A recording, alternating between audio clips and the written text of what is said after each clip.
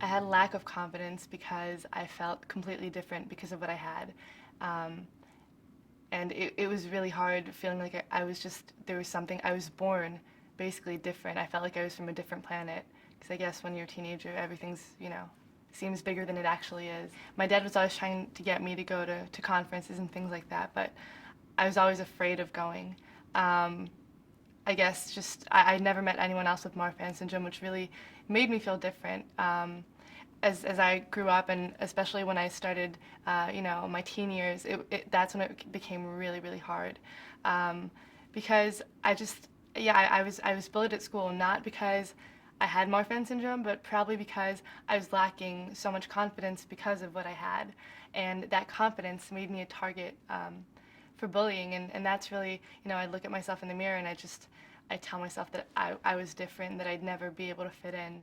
In high school, I picked guitar up because every time I'd feel really sad. I needed something to, let all my emotions out. And I picked it up and I started, being in a band and playing in high school and stuff. And I started being known as a girl who had a nice voice or played guitar, not the tall girl or the girl who's really thin or weird looking. And I think it really helped.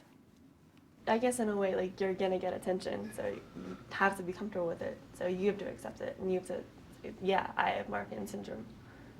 Like, it's not a problem. It's okay. I like it. Like, it's a part of me. It makes me who I am. And finding the right friends is really important. Yeah. Even if it means, spending your first or second year of high school, changing and going through different groups of people. I think finding the place where you really feel comfortable and it's not kind of like a front, and you don't need to put on a front and like pretend to be something you're not.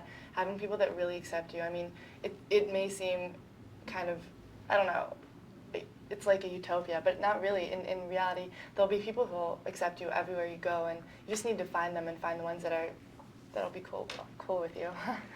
I started to build back some of the old friendships I had, explaining it more to them, telling them, no, my family doesn't have it, I have it.